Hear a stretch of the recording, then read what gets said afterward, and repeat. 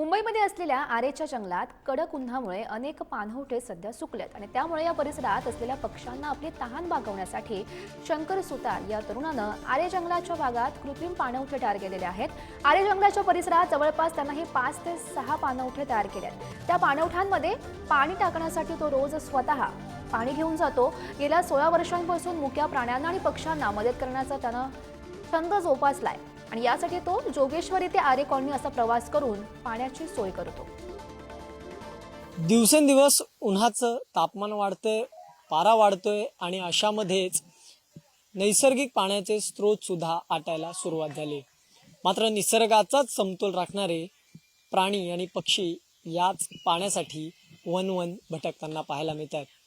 मी सध्या उभा आहे मुंबईतल्या प्रसिद्ध अशा आरेच्या जंगलामध्ये आणि या ठिकाणी सुद्धा जे प्राणी पक्षी आहेत त्यांना या पाणी टंचाईचा सामना करावा लागतोय आणि हे सगळं करणारा हा तरुण आज माझ्या सोबत आहे।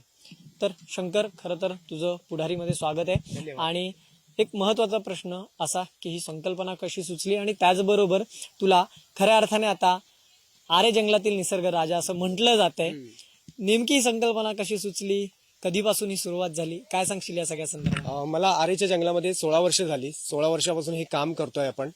पूर्वी आपण प्लास्टिकची भांडी लावत होतो आणि आता आपण मातीची भांडी लावतोय, कारण प्लास्टिक हे पर्यावरणाला हानिकारक आहे। त्याच्यामुळे आपण आता मातीची भांडी लावतोय। सध्या सगळीकडे नद्या विहिरी सगळ्या ज्या आहेत त्या कोरड्या पडत चाललेल्या आहेत आणि त्याच्यामुळे प्राणी पक्षी आहेत त्यांना पाण्यासाठी त्यांना वणवण करावी लागते। मग ते जाणार कुठे, कारण इथे जवळपास पाणी नाही आहे। मग आपल्याला माणसाला जसा पाण्यासाठी त्रास होतोय तसं पक्ष्यांना सगळ्यात जास्त त्रास होतो, कारण की ते त्यांना चक्कर येऊन ते पडतात आणि तिथे त्यांचा मृत्यू होतो, कारण त्यांचा जीव जो आहे तो छोटा असतो। म्हणून आपण अशा पद्धतीने मातीची भांडी हे करून त्याच्यात आपण पाणी टाकतोय। दर रविवारी मी श्रमदान करतो। सकाळी 7 ते 10 वाजेपर्यंत मी आरेच्या जंगलात असतो आणि बाकीच्या वेळी मी जॉबवरून सुटून संध्याकाळी सुद्धा मी येतो, कारण की पाणी आहे की नाही ते बघावं लागतं।